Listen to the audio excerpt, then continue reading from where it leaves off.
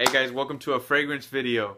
I was watching the Fragrance Brothers last night and they were doing a top 10 most worn for 2014, which was like an updated version of their 2013 list. And I wanted to give you guys what my most worn fragrances were for last year. So let's get started. At number 10, I had Dolce Gabbana The One. That one was much higher in 2013. It kind of took a hit. Not really because I didn't like it or anything like that. It was just, I'd worn it quite a bit and I was giving some other fragrances more wear. Number 9, Dior Homme Cologne. This one kind of took a hit from 2013. I got a couple fragrances that smelled similar, did the same thing, and they were kind of bumping it down. But this one's great in the really, really, really hot days. That's its niche. The hotter it is, the better this fragrance is for that occasion. Number 8, Chrome Summer 2013. This is one of the fresher scents that I started to wear more often. It's a fresher version of Chrome Legend, which is a big compliment getter, and it's a nice smelling fragrance for the price.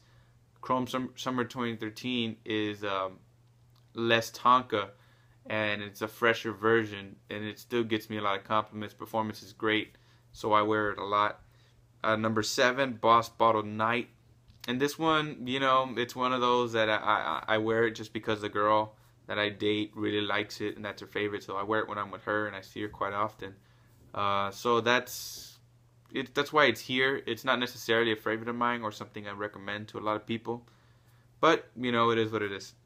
At number 6, Chanel Allure Homme Sport. And this is one of my absolute favorites. Actually, this from 7up. These are the ones that I wear, 80% of the time, 80-90% of the time. Allure Homme Sport is one of the ones I love to reach for. One of the knocks on it, I guess, is that it's kind of generic. It smells kind of common. I have smelled it on other people. But I love this scent, and if it didn't have that knock on it, I'd be wearing it a lot more. But it makes you feel comfortable. It's quality. It's going to last you. It's going to get you compliments. So you can't go wrong with Allure Homme Sport. It's, it's a classic. It's a legend in fragrance. At number 5, Tuscan Leather by Tom Ford, and this one I got a decant of it around August before the fall, and as it cooled down, I just kept reaching for it and kept reaching for it and kept reaching for it. It's just something about this fragrance. I love wearing it. It feels very masculine, and it's quality. It lasts a long time, and it's very, very unique. You can't find a designer scent that's gonna do what this one does. So you kind of have to, get the real deal. I recommend getting yourself a decant because that's great juice. Number 4, Bleu de Chanel, the EDT or the Parfum. I started wearing the Parfum a lot more. I got a decant of that when it came out, and unfortunately I broke it, so I got to go get a bottle. But I love that stuff. The Parfum, I actually liked it a lot better than the EDT. Well, not a lot better. They're pretty much the same, but I reached for it a lot more than I did the EDT version, and I need to do a review on that one as soon as I can. At number 3, Allure Homme Edition Blanche, and this one I reached for a little bit more than Bleu de Chanel because it does a little better in the warmer weather. And I live in Texas, deep South Texas, super hot, so Edition Blanche is one of my most reached for fresh scents. I love that stuff. It gets you compliments, it lasts, and it's quality juice. Also is not that generic smelling. Number 2, Aventus or Insurrection Pure, depending on the occasion, of course. If it's more upscale, I'll go for Aventus. If it's more casual, laid back, I go for Insurrection Pure because of the price advantage. But I don't have to say much about Aventus. It is a dumb reach. One knock is you could say it's kind of generic. I've smelled it on people before. Really, really frustrates me when that happens. But it's King Aventus. It's so good that it's becoming a little mainstream, and that's unfortunate. But for a $300 fragrance, that's just how good it is.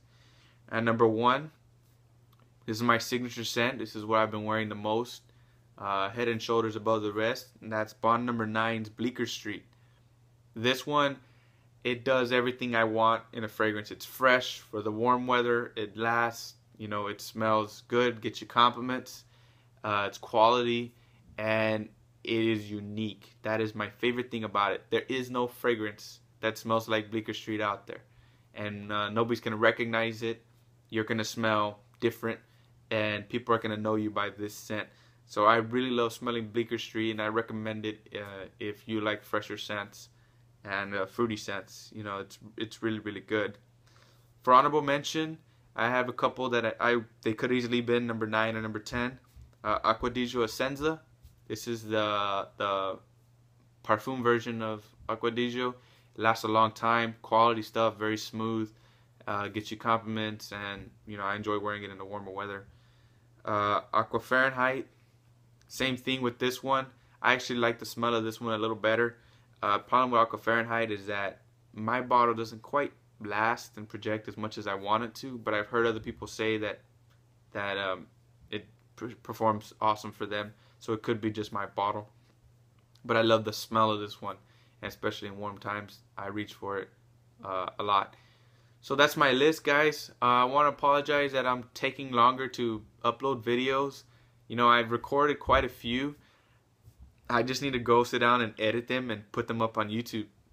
But you know, this year, since last semester, I started taking 18 hours. I'm really trying to graduate by December.